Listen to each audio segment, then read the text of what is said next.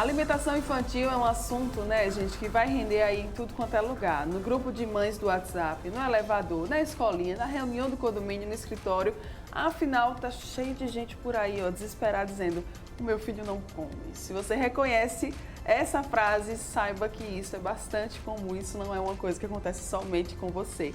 E aí, para te ajudar, né, caso você esteja passando por isso, esteja precisando, eu convidei a Nutri Renata Greca aqui para dar muitas dicas para a gente. Bom, maravilhosa. Bom dia. Bom dia. Programa cheio, né, repleto de informações nutricionais para você. Hoje tá. Renata, é mais comum do que se imagina essa frase? Muito mais. Muito mais. Muito mais. Eu fico imaginando que acho que chega no consultório, né, Renata? Chega de toda idade, de todo tipo e normalmente, na maioria das vezes, é uma expectativa muito grande dos pais em relação à alimentação dos filhos. Sim.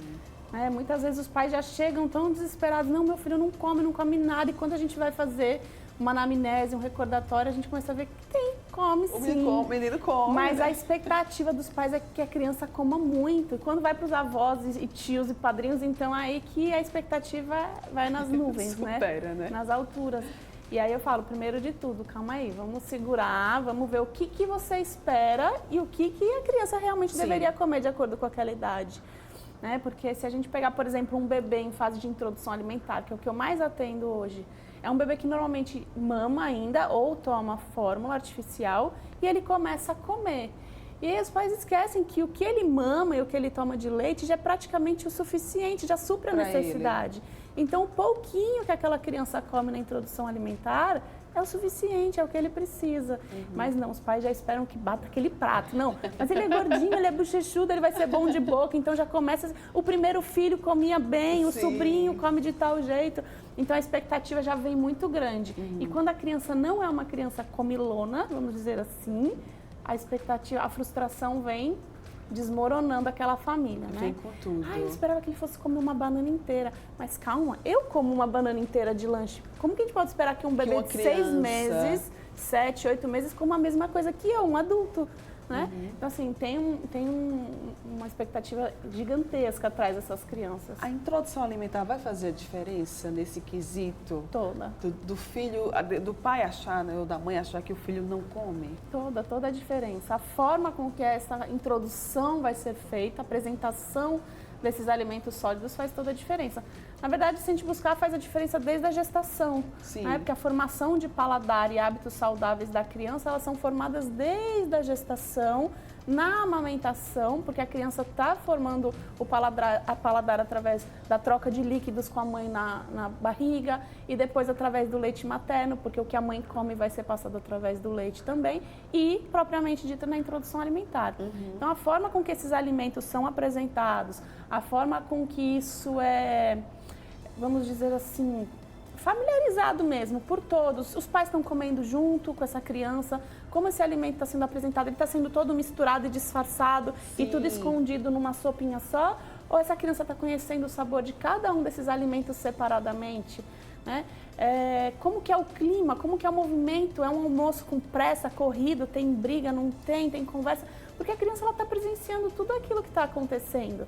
E o momento de alimentação deveria ser um momento prazeroso, de convívio, de troca de informação que vocês fizeram naquele dia, onde a criança vê os pais comendo a mesma coisa que tem no prato dela. Não, algo diferente. Que normalmente não é o que acontece, né? Muitas vezes a criança come primeiro uma comida diferente e sozinha, ou seja, ela não tem nenhum exemplo em volta dela, e depois os pais, o resto da família fazem uma refeição completamente diferente.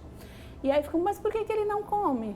Então vamos tentar colocar essa criança no mesmo ambiente que o resto da família comendo a mesma coisa, porque a partir do momento quem é a referência dessa criança são os pais, são os cuidadores, os adultos ou o irmão mais velho que está próximo. Então ele vai imitar o que os outros estão fazendo. Então, a partir do momento que no pratinho dele tem a mesma comida que a mãe está comendo, ele está vendo que a mãe está colocando aquilo na boca, a tendência é que essa criança repita o mesmo ato. É uma questão até de confiança, de sobrevivência. Se minha mãe come, eu posso comer também. E a imitação, que eu falo muito isso quando eu estou em consultório. Por que as crianças batem palma? Porque a gente fica lá o dia inteiro, assim, bate palminha, faz besourinha, fica fazendo... E aí a criança acaba aprendendo e repetindo. E a comida nada mais é do que o mesmo processo de aprendizagem. cada mês é uma fase? No caso, cada mês assim, é um aprendizado diferente. As crianças elas também passam por fases na alimentação, como Sim. a gente, né? Como nós adultos. Sim, eu dou muito exemplo de outras atividades. Então, eu sempre trago ao pessoal, vamos para o lado da criança. Toda criança anda com a mesma idade? Não. E é um processo. A criança ela aprende a virar, depois ela aprende a rolar, ela aprende a ficar de bruço, ela fica de 4, ela engatinha, ela fica em pé se segurando, ela começa a dar os primeiros passinhos. E isso leva um período super longo, né? Ninguém obriga a criança, você vai ficar de pé e pronto, anda. A comida é o mesmo processo. Ela é um processo adquirido com o tempo. Então, a criança ela vai aprender o que é comer, né, o que é comida de forma gradativa. Ela vai pegar, se ela puder pegar, se ela tiver a oportunidade de encostar na comida, ou ela vai receber na boca. Ela vai aprender o movimento de amassar, de morder, Sim. de mastigar, de movimentar essa comida dentro da boca, de engolir. Quando ela engole, ela descobre que aquilo também mata a fome, que não é só o leite. Né? Então, assim, é um processo longo também. A criança não faz 6 meses, vira uma chavinha ali no relógio e fala, pronto, agora ela sabe e ela vai comer. Não, ela vai aprender aos poucos também. E para isso a gente precisa de paciência. Sim. Paciência, muita calma para esperar esse momento assim como a gente espera do andar, ou do engatinhar, ou do falar e de tantos outros momentos que essa criança vai aprender. Renata, a gente vê muitos pais oferecendo a comida uma vez, aí a criança diz não, aí os pais ficam, tá vendo? Não come nada. E aí? Tem que ter uma insistência, tem que respeitar a vontade da criança. Pronto, é um processo, vamos lá, essa criança ela nunca viu esse alimento antes na vida. Sim. O que ela sabe até agora que satisfaz ela é o leite, seja materna ou fórmula. E de repente você coloca uma coisa nova. Ela não sabe que aquilo é para comer, que aquilo mata a fome. Então primeiro ela vai conhecer esse alimento sensorialmente. Ela vai pegar, ela vai esmagar, ela vai cheirar, ela vai pôr na boca. Pode ser que aquele gosto agrade ou não, porque é um gosto que ela nunca sentiu. Assim como qualquer outro brinquedo. Se a gente colocasse um brinquedo, uma caneta, ela faria o mesmo processo. Tá? Então, não necessariamente no primeiro contato essa criança ela é obrigada a se familiarizar e gostar daquele alimento. Normalmente, eu recomendo repetir a oferta desse alimento, pelo menos umas 2 ou 3 vezes, para a criança familiarizar, para a gente observar como ela reage mesmo em relação àquilo. Podemos tentar de formas diferentes, então na papinha, no BLW, que é amassadinha ou em pedaço, Sim. com uma colher, com a mão. Vamos ver como que ela reage melhor, porque às vezes a textura é diferente. Não quis de jeito nenhum, Renata, repetir essas 3 vezes e não deu certo. Calma, não é para dizer nunca mais, não vamos desistir de cara. A gente dá um tempo de descanso, 1 semana, 10 dias, oferece novamente. Recusou de novo, fala, espera mais 15 dias, 1 mês, oferece de novo. A gente não desiste. Certo. Por quê? Porque o paladar das crianças, o nosso mesmo, muda muito com o tempo. Então, tem coisas que às vezes eles amam e eles passam um tempão sem comer. E tem coisa que eles nunca quiseram comer, quando você menos espera, vai estar lá comendo. Tá lá comendo. Né? Que mãe que nunca passou aquela vergonha de dizer, meu filho não come brócolis, vai para casa do amiguinho, aí a mãe, olha, ele comeu um pratão de brócolis, aí só para você ficar com aquele carão. É normal, tá? É sempre assim, quando você menos espera. Por que que normalmente isso acontece? Porque a criança diz não ou faz uma careta e os pais desistem e nunca mais dão. Então, eu dou muito exemplo da minha filha. A Maia, ela passou 4 meses sem comer banana. E era uma coisa que ela amava, sempre comeu. E, de repente, do dia pra noite, ela voltou a comer. Enjoou de banana. Assim, se eu falasse, Maia não gosta de banana, Maia não come banana, e nunca mais oferecesse banana pra ela, eu jamais saberia que ela um dia voltou a comer banana. E come muito bem até hoje. Né? E outra, fixar na cabeça do bebê, né? Então a gente fica, ou da criança, que a gente fica, fulano não come isso, fulano não come aquilo, fulano detesta isso, fulano odeia. A gente vai embutindo aquilo. O dia que é oferecido aquilo para a criança, ela, opa, minha mãe disse que eu não quero, obrigada. Então você acabou embutindo uma informação na cabeça da criança e às vezes mesmo sem ela nem saber, sem ela querer provar, ela já recusa porque, opa, minha mãe sempre falou, meu pai sempre disse isso. Que eu não gosto disso, né? Se a criança tiver com fome, ela vai pedir comida? E se a criança estiver saciada, ela vai parar de comer? Sim. Normalmente, tem muita gente que não vê assim, né? Por que eu vou falar normalmente? Porque é claro que a gente tem alguns casos especiais, específicos, que a gente tem que olhar com um pouco de cuidado, né? Que normalmente são associados a alguma patologia, mas normalmente uma criança saudável, Quando ela está com fome, ela pede, e quando ela não quer mais, ela dá sinais de saciedade. Como tudo na vida, isso desde bebezinho. Então, o bebê de peito ou de mamadeira que está lá tomando, quando ele não quer mais, ele sai do peito. Não adianta a mãe ficar enfiando no peito, que ele não vai querer. A criança larga mesmo. E a comida é o mesmo processo. Muitas mães me perguntam, Renata, qual é o tamanho da porção? Quanto que eu tenho que dar, então? Ah, se não é uma banana, quanto que eu tenho que oferecer? É quanto o bebê quiser. O nosso papel de pai, cuidador, é escolher a melhor comida, a comida de verdade, a mais saudável e mais adequada para aquela idade, né? No formato e na consistência adequada para a idade. E o papel da criança é ela que vai escolher o que vai entrar no corpinho e o quanto vai entrar naquele corpinho. Porque só ela é capaz de dizer quando ela está saciada. Mas temos crianças que não falam ainda, ou crianças que ainda não estão se comunicando de forma propriamente dita. E aí a gente tem que prestar atenção nesses sinais. Como são esses sinais? Claro que cada criança tem o seu, mas faz parte do papel do cuidador observar. Na maioria das vezes é o fechar a boca, empurrar o pratinho, né? Tem bebezinho que faz, a gente fala que é o para-brisa, que é limpar a mesa, né? Começa a espalhar tudo. Ou você percebe que a criança já não está mais entretida, ela já está brincando com a comida, ela já está jogando, ela já está querendo sair da cadeira, ou é um bebê que já está pedindo colo para ir chorando, com sono, cansado. Pronto, deu os primeiros sinais, a refeição acabou ali. Porque tem gente que fica insistindo, né? Abre a boca, mais um, até limpar o prato, né, Renata? Esse limpar o prato, foi bom que você falou isso, porque é um clássico, né? É um clássico. É assim, não, vamos só raspar aqui, só para acabar, não vou jogar fora, só mais esse pouquinho. Eu lembro muito da minha mãe. Sim. E aí, quem é que fez esse prato? Foi a criança ou foi o adulto? Então, para o adulto, lembra da expectativa? Sim. Ele criou uma expectativa em cima daquele prato que ele montou, deduzindo que a criança vai comer tudo aquilo. Mas qual foi o tamanho da expectativa? Foi assim ou foi assim? E aí, se a criança não aguenta, como é que esse adulto vai ficar forçando? A gente tem que lembrar que de 100%, vamos supor que é uma criança que precisa de 800 calorias por dia. Qualquer colherada a mais pode superar, às vezes, em 10, 20% a necessidade calórica daquele bebê. Então, tudo que você vai forçando é um excesso. Primeiro que você vai acostumar a criança a ela entender que para ela estar satisfeita e sair daquele ambiente, ela precisa estar entupida, né? Muito cheia. Ela precisa zerar o prato, né? Ela tem a obrigação de zerar. Isso também gera um mal-estar, porque a mãe, o pai, o cuidador se estressam, a criança ela tem uma pressão muito grande, ela vai gerar aquilo em cima da alimentação, uma experiência negativa, que é o que a gente não quer de jeito nenhum. Né? A gente quer que a criança esteja bem, tranquila, que o lugar de mesa seja um lugar divertido, saudável, né? Aquela experiência positiva. E aí eu sempre brinco com os pais, né? E falo assim, tem alguma coisa que você não come?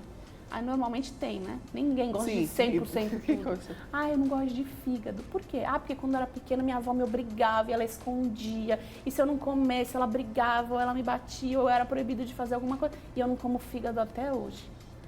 Tem alguma coisa que você ama? Qual a sua comida preferida?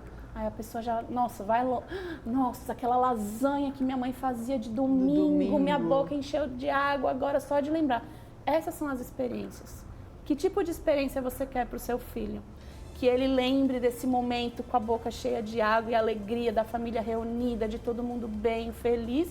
Ou você quer que ele lembre do escondido, obrigado, forçado, empurrado? Vai comer sim.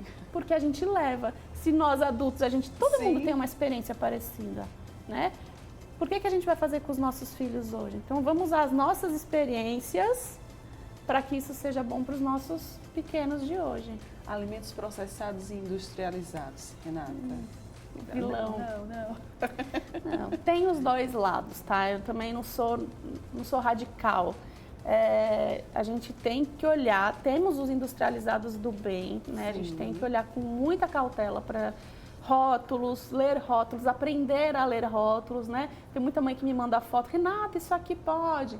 Eu sempre atento, olha isso, já pesquisou, sabe o que é.